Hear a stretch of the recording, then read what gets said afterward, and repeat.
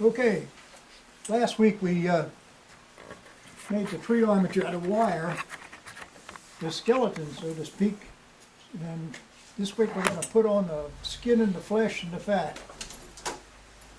the coatings, and there are 6 different steps right there.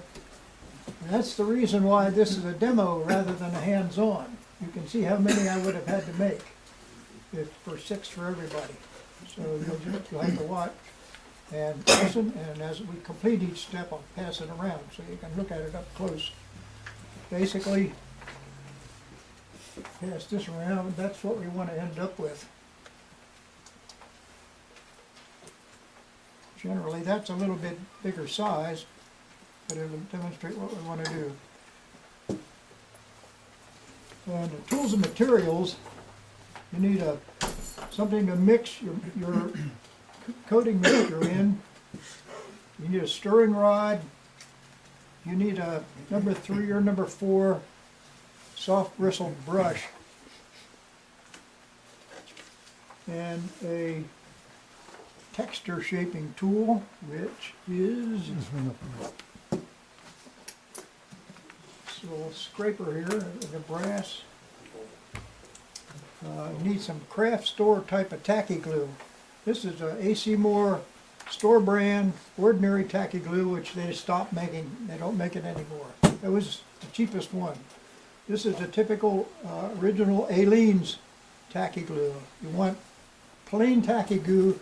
Stay away from the quick grab stuff. The regular tacky glue is what you want to use. You need tan acrylic paint, and you need orange acrylic paint. Combination of those two are going to give us a light peach color. You need baby powder, talcum, which is baby powder. Go to the drugstore and get the cheap store brand, smallest size you can get. And you need weathering fluid. This is my black weathering fluid. I went to CVS and special ordered 100% alcohol. That's the only way you can get it. But you don't need that 100%. The drugstores like CVS, Walgreens, and them will usually have 2 different concentrations of percentage of alcohol to water, like I don't know, 79% or something, and some other percentage. Get the higher percentage, whatever is right there on the shelf. You don't need 100%. I did this to see if it made any difference, and it really didn't. Now, this has almost all, this is isopropyl alcohol, rubbing alcohol, not denatured, like the kind you buy in a hardware store. And it has a very small amount of black shoe dye mixed in with it. This is India ink, black India ink, mixed in with it, just like a few drops at a time. And you can also use black shoe dye. You have to almost go to a shoe repair shop like Phillips to get that. You don't want to use polished or use shoe dye. And this stuff doesn't really completely mix. You have to shake it every time you use it. We're going to get to that later. But the easiest way is to go to a drugstore, buy the smallest amount of the higher concentration isopropyl alcohol, and then maybe you may have to pour a little bit of out, and then just start mixing a few drops at a time of black India ink or black shoe dye, and then test it. Shake it real good so it's well shaken up. Test it by brushing it onto a piece of plain white paper, and it should come out a light gray color. And that's how you know if you got it right. If you're not satisfied, add a little bit more. The bottle that size, how long is that going to last? Or how many trees are you going to get out of This that? will probably last me until after I die. So we can embalm you with the rest. Exactly right. Okay. And it's handy to have something to put your trash in. And some ordinary paper napkins. They seem to work the best. Okay. Now this is a votive candle holder that I got at the craft store. This is another type of votive holder here. These are handy because they hold a small amount of paint or glue, and they're easy to clean. And they're heavy, they don't move around on you. Okay? Now, the first thing we're gonna do, we're gonna apply several coats to this wire armature that we made last week. And we're gonna, first coat is gonna be a primer coat, and we're gonna just simply mix equal amounts of tan acrylic paint. You don't need a whole lot for this. And you can eyeball it. That's probably too much. Acrylic paint and tacky glue, equal amounts. You can eyeball it. You take your stirring rod and mix that together good.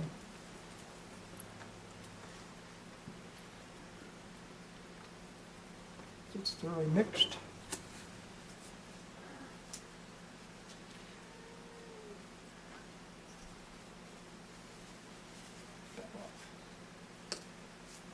Take your brush. Now remember the rhyme that we used with the other trees that we made, and that is slap it on thick and brush it out quick. That's all you have to remember. Start at the top and brush it on thick on all the branches and work your way down the trunk. And you'll see big globs start to form. You just pick those off with the brush as you go. And this doesn't take long to do, and the idea is you want to do this fast.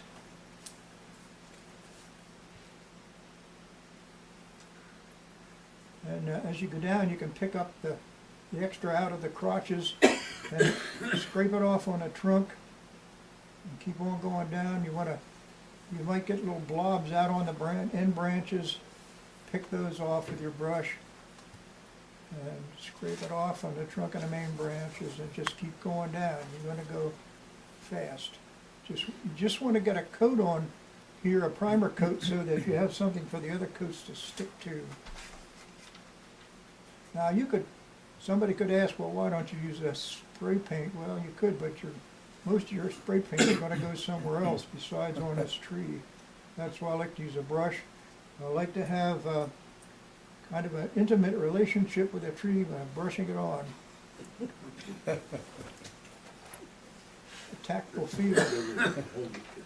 And after a while, a little practice, you develop a technique for doing this really fast. Go back in branches that you've done and pick off the excess. And you don't have to be perfect.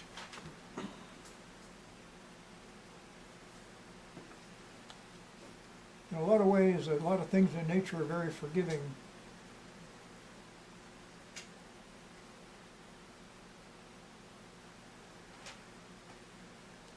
You just don't want to have any obvious looking extra amounts hanging on there.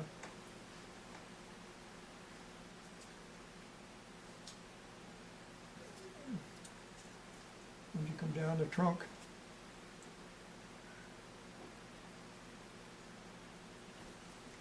How long will that mixture go before it sets up? pardon me? How long will that mixture go before it sets up Oh, in your jar or bowl? oh, in here? Yeah. I don't know. On the armature, it'll dry in about a half hour. Now, like anything else, the economy of time comes in doing more than one, like 2 dozen at a time, or 10 or 20 or whatever. And by the time you get a coat done on the last one, the first one's ready for the next one. And that's it. That's how I know. Okay, now this is as if that's dry. Now I'm ready for the second coat. This one has a primer coat on it. Now I need a thicker mixture according to the procedure. Now this primer coat mixture was half and half tacky glue and tan paint. For the thickening coats, you want to use 5 parts of tacky glue and 1 part tan acrylic paint. And I got a pretty good amount of acrylic paint in there, so I'm going to eyeball 5 times as much as that.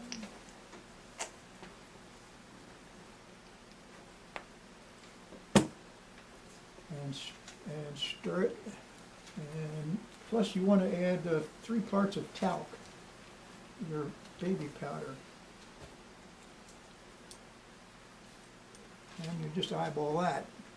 Now I use a palette knife, but you can actually use your texture tool and go in there and grab some of that and just put some in. And the talc does 2 things. It makes the mixture dry dead flat, but it also adds thickness to it. Along with the tacky glue and the talc are the 2 things that contribute to the thickness. If you don't get it thick enough, you just add more tacky glue and talc. If it's too thick and you want to thin it a little bit, you'd add a little more paint. Probably. I would think so. Now, we've got this thicker mixture. It's tan.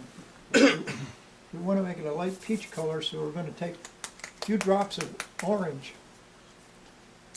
This is also acrylic craft paint.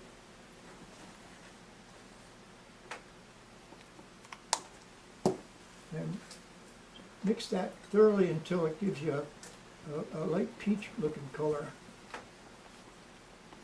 It's starting to look like that now. And we need just a tiny bit more. Was it dry? He handed it to me with the trunk, and I said, oh, you can do that, dry? Now what I've got in here is way too much material for this coat, but it's going to last us through the rest of the coats. If you're doing this at home and you have a fair amount of material left over and you have to stop, like go to bed or whatever, you can lay a piece of cardstock or something over top of it and put something on to weight it a little bit, and then it'll pick it up again the next day. That's a light peach color. Now it's still a little thin. The way to test this is you dip your stirring stick, and I use a wooden one, pick it up like that, and see if it drops easily. If it does, it's too thin. I would add more tacky glue.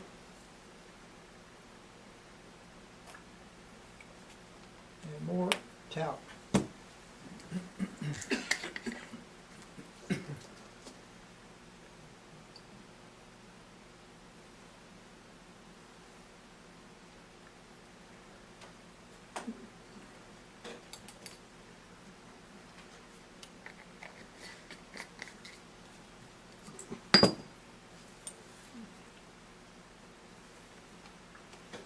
Basically what you want it to be as thick as you can get it and still be able to brush it on with a soft bristle brush.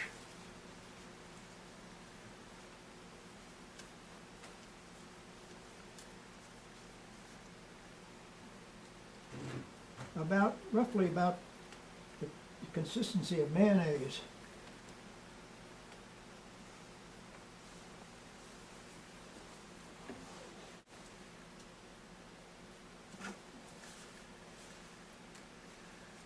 Yeah, we're going to do the same thing here. We're going to start at the top. This has a primer coat. We're going to slap it on thick.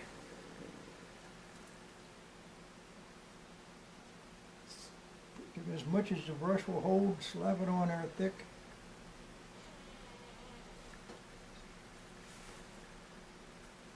And brush it out quick.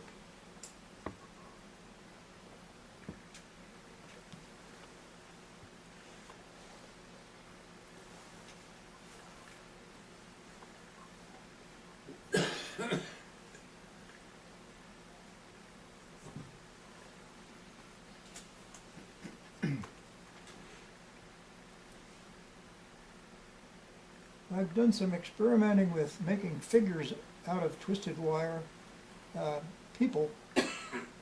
And the same coating seems to work for that. Literally putting flesh on the bones.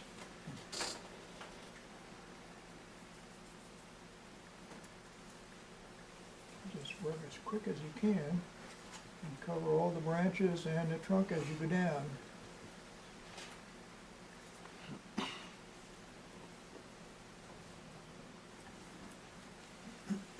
If you get this thick enough, this material, you can probably eliminate one of those 6 steps.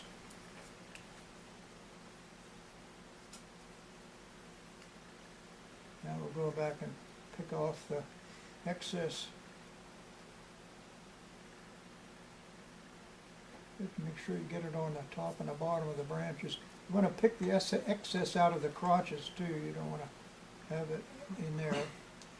If your main branches coming off the trunk need thickening, you could just scrape it along the bottom, and it'll put the excess on the bottom to those main branches.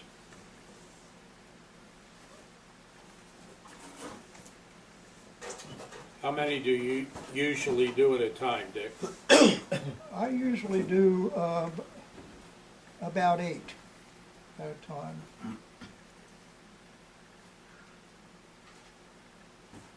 And by the time you get done with 8, you've got something, and it doesn't seem like it as much time. Now now you're starting to cover the twists in the wire. And you want to come on down and slap it on thick on the trunk. Now see, this coat, first thickening coat, has the primer coat to stick to. One of the nice things about these mature pine trees is that the trunks aren't all that thick. They, most of them are on to be about a scale foot thicker or less. Okay.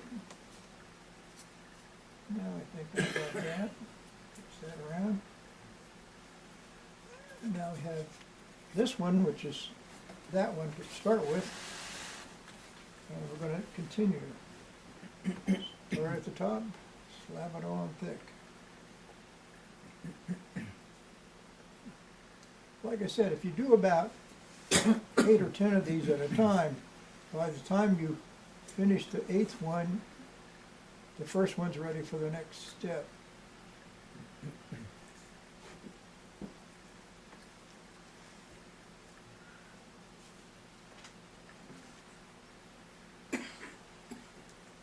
And again, this is something you can do while you're watching TV. Especially if something's on that your wife is watching and you say, oh, I'll watch that with you while I'm working my trees. You don't really care what she's watching. Yeah, but does Joanne give you a quiz then at the end of the show? No, she doesn't. Fortunately, she knows I'm bluffing. She's just glad I'm there in the same room with her. And I'm glad to be in the same room with her. Yeah, you don't notice When we're out somewhere, I like to introduce her as my girlfriend.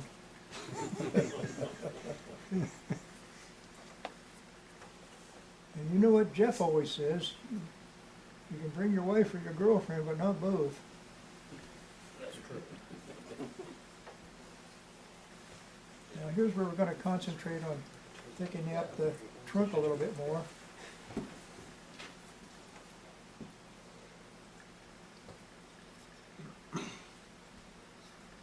And like I said before, this coating material is just a tad thinner than I like, but I started out with too much. And here you want to, on these trunks, there's a gradual taper. It gradually gets thicker as you go down, but not by a whole lot. Now, I keep saying pine trees don't have flare out at the bottom, but when you're at this stage, you can't really help it. But don't worry about it, you just ignore if there is a little fair. Just try to concentrate on getting the branch, or getting the trunk progressively thicker as you go down. Now we'll go with this one. This one is now where that one was.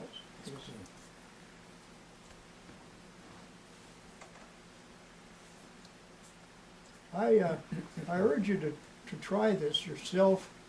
I have sent you the procedure by email, the part 2. And I'd like you to maybe experiment a little bit and try things. And if you come up with a better way to put this on, where you don't maybe need as many steps, I'd like to know about it.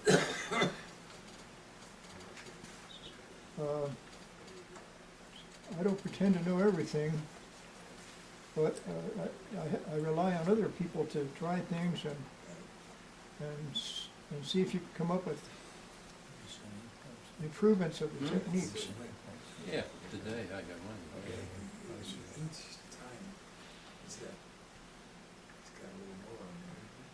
Now you'll start to feel the branches stiffen up as you add these coats. And here again, you want it to look like the prototype. You want it to skinny branches and then a gradually tapering, increasingly thickness trunk. Everything thinner near the top and thicker as you go down. Dick, how did you decide on that salmon color that you ended up? Say again? How did you end up coming up with that salmon color? With this color? Yeah. That would be. Experimentation. I discovered that combination of the light peach color, and then when we add the gray weathering fluid, gives you the right look on the bark, that combination. And I want you to pass this around. This is has a picture of Wonder how much of what the, rest of bark running. texture and color looks like on a shortleaf pine. And take a look at that. Yeah. You'll see what I'm talking about. Like I said, I developed this pine tree procedure over a period of about 3 years, and You've got the trying top different and then things, the and I blue, so thought I had it, thicker. and I thought, I'll try something else, and I discovered I think I can improve it. Here again, you want to concentrate on thickening the trunk.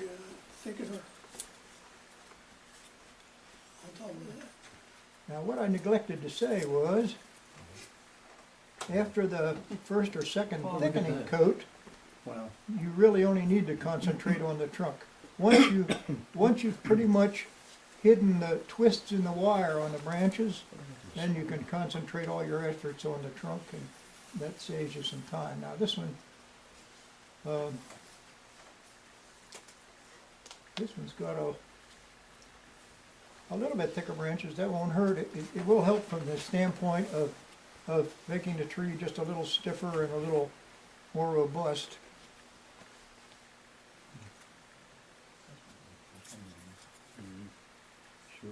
And the difference between making trees like this from scratch from non-natural materials is you have something that lasts, plus if you change your layout, you can just uproot the trees and reuse them rather than throwing them in the trash. Now we're starting to get some thickness in the trunk. And just slap it on, and then after you've got it, a bunch of it on, then you can just kind of gradually take it in the tip of your brush and smooth it a little bit to get it even.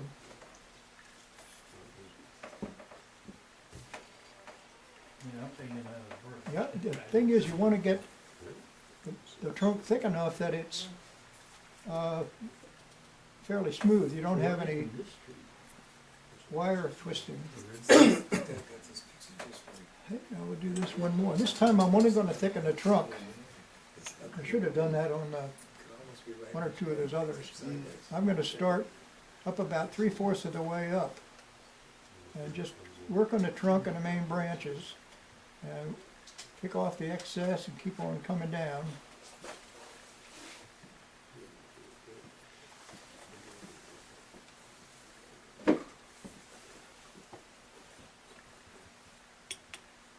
And actually, if you do have, if you do see a little bit of wire twist, that's not too bad for a pine tree, because some pine branches do have a kind of a texture to them. And a lot of that's going to be hidden by foliage anyway.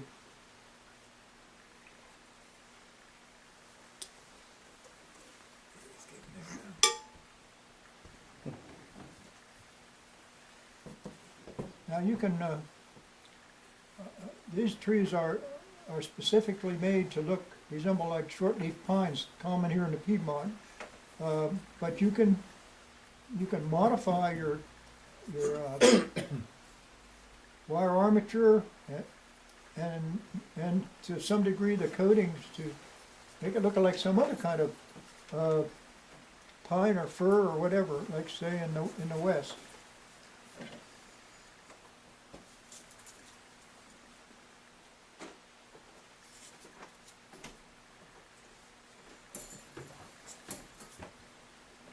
And now we want to try to get this coat so the trunk is as thick as you want it to be. And I try to aim for about a one scale foot thick. And these are going to be HO trees, so that's a hair over 1/8 of an inch. And there. Now that one only has the trunk thickened.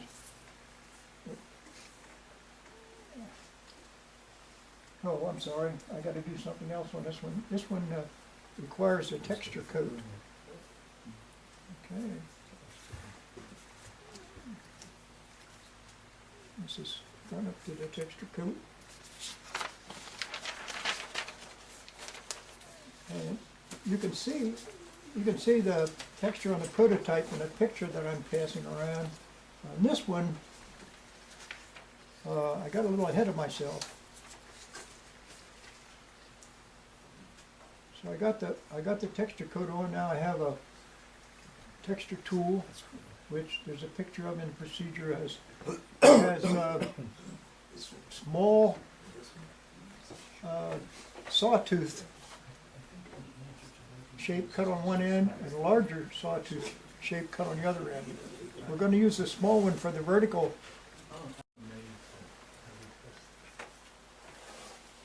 texture. And here again, you should do this a little at a time, which I neglected to do. I'm going to weight this off.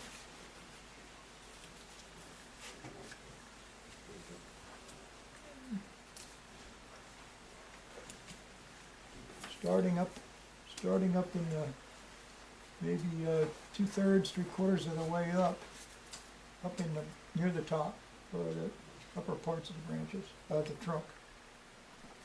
And then take your texture tool and scrape it vertically so you get vertical striations in the trunk. And the trunk is all you have to concentrate on here.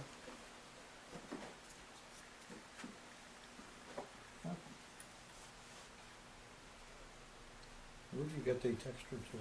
And then take your thicker, your wider serrations and go across.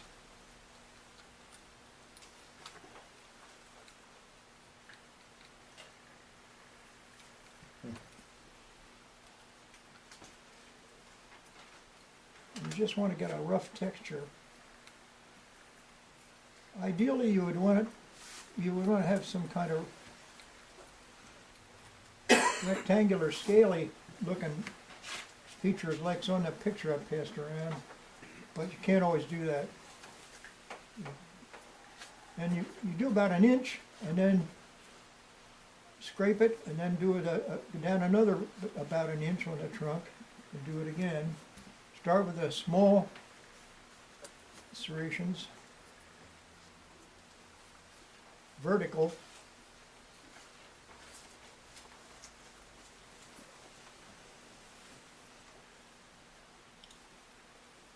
pass this around while I'm doing it, and I'll need to get that one back for the next step.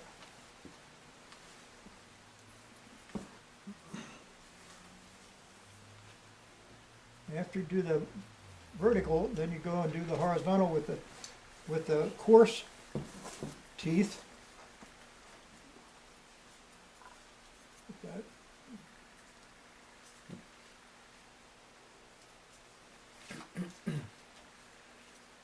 Then go down another inch and a half. Put the thickening coat on.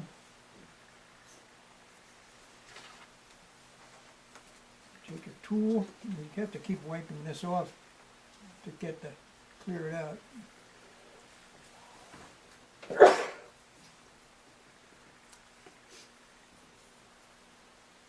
It's more texture.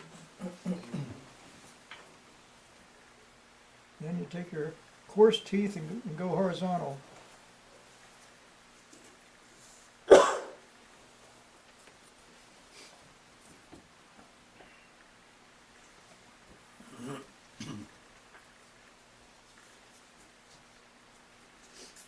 The pine trees are the only ones I've found so far that have those rectangular scale features on the bark.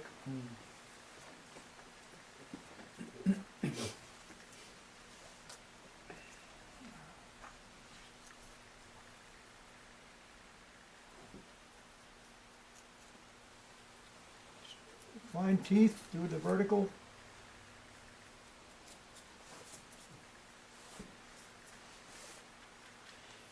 And then your coarse teeth on the horizontal.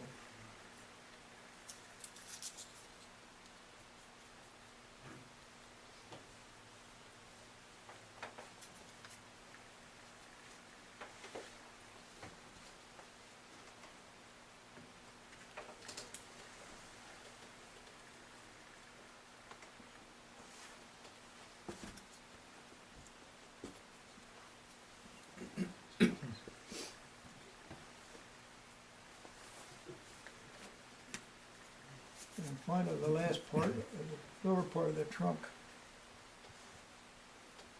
You're gonna have some flare out at the bottom, don't worry about that. That's gonna be cut off when you prepare it for mounting.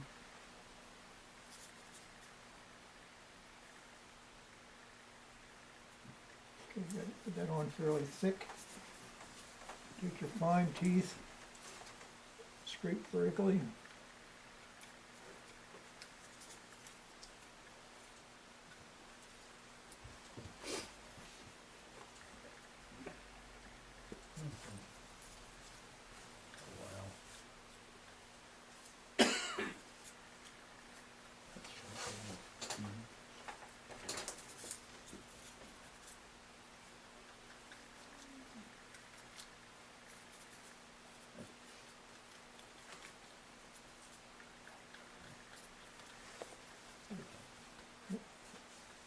And your coarse teeth horizontal.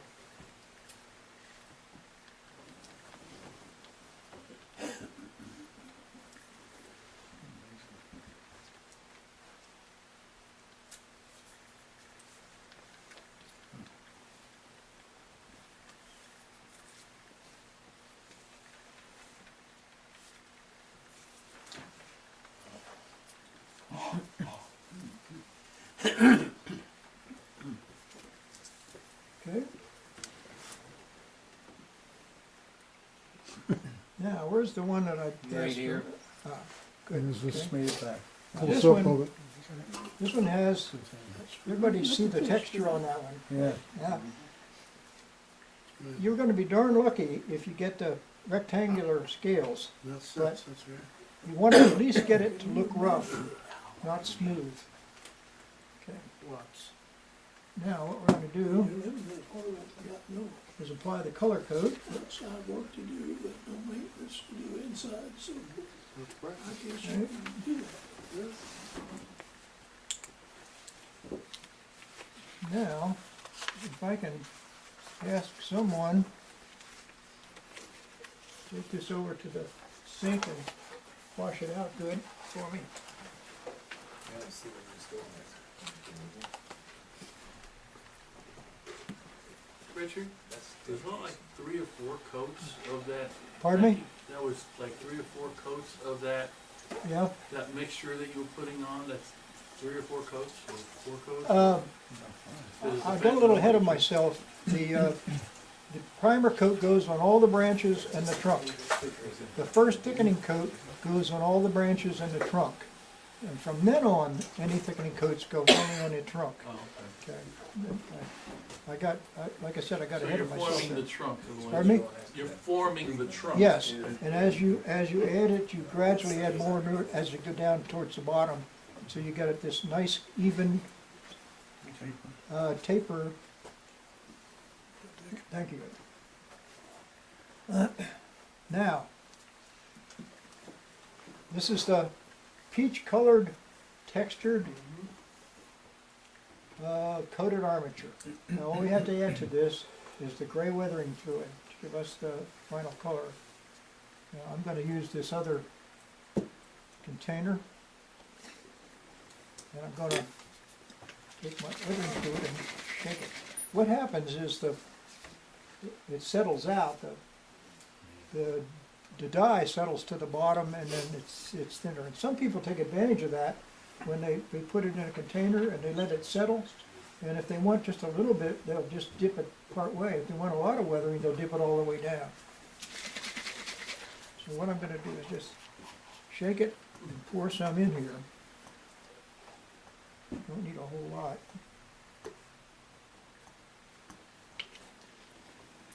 This is also good stuff for weathering wood for buildings or loading docks or anything like that. I'm going to let that settle a little bit. Somebody ask you about it, too? Now, this is the main reason I have newspaper on here. Little vermouth. Little vermouth. I don't think you need too All much. that peach colored stuff in there. And according to the procedure, according to the procedure, we want to put it horizontal just slightly down like this here. And we're going to dip in with a brush. I'm using this cheap Crayola brush and push it on all the way down, and you can see it's dribbling. I'm reaching down to the bottom to get it the darker color. I'm gonna let that dry. Now you can, what happens here, the alcohol evaporates out quickly and leaves the dye on the material. I'm gonna just blow on a little bit.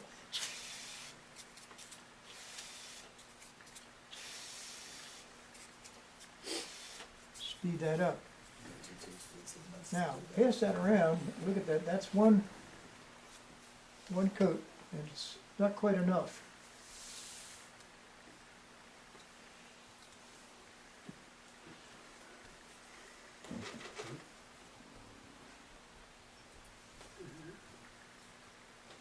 Just for reference again,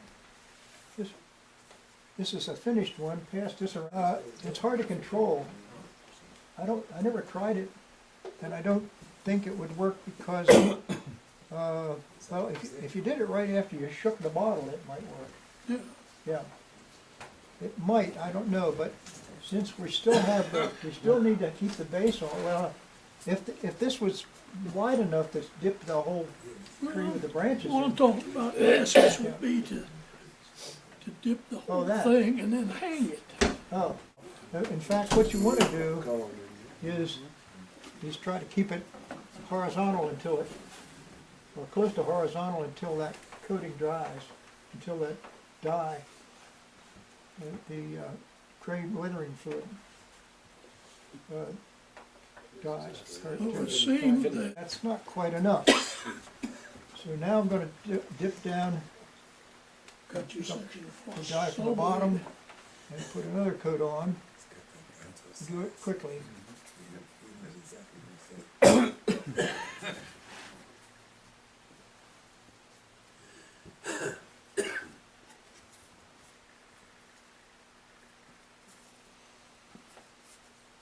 doing here, I'm keeping this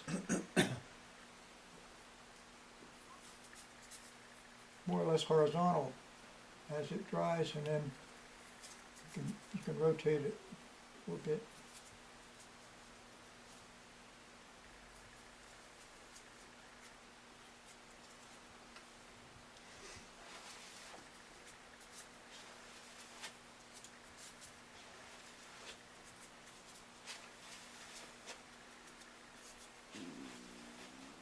I'm gonna put one more coat on here, dipping down to get the dark stuff in the bottom.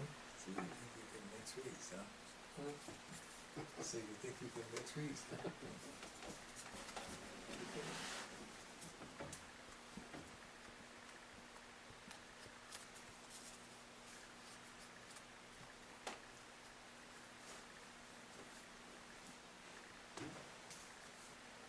I've just found that, using a combination of acrylic paint along with the traditional weathering fluid that model railroads are familiar with, seems to give a more natural appearance to the tree bark. And now, hold this horizontal as you pass it around, you'll see we're starting to get some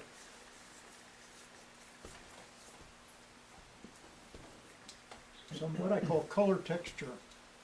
So roughly how many coats would you You just have to keep doing it just keep until doing it to your you satisfaction? get a kind of a light grayish.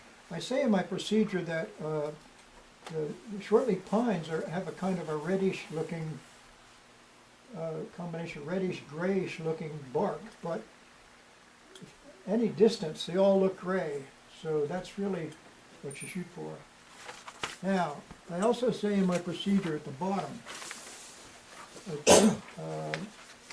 this texture coat and the coloring can be used to enhance commercial trees, like Woodland Scenics makes plastic armatures that you can form for like fir trees and that kind of thing.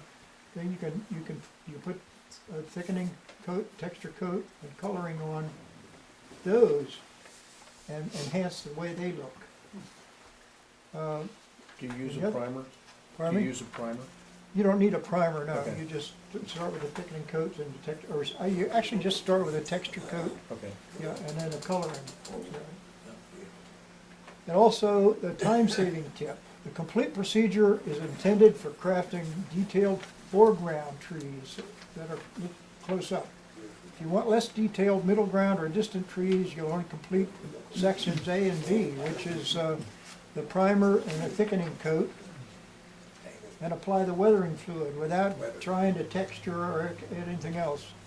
For distant trees, it may be that one well done thickening coat would be enough, and color it with the weathering fluid.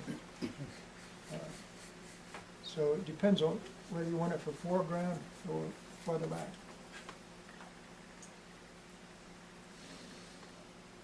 And that's what we're shooting for.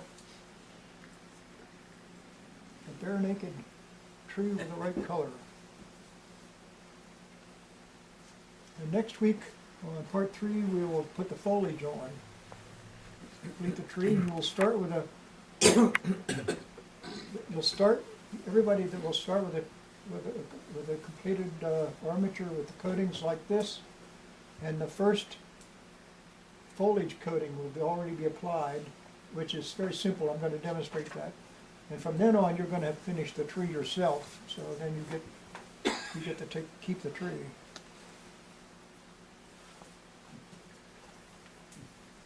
Any questions? Bill? Bill, Oh, sorry. Very good, Dick, thank you. Thank you. Yeah, thank you. Thanks, Thank you very much.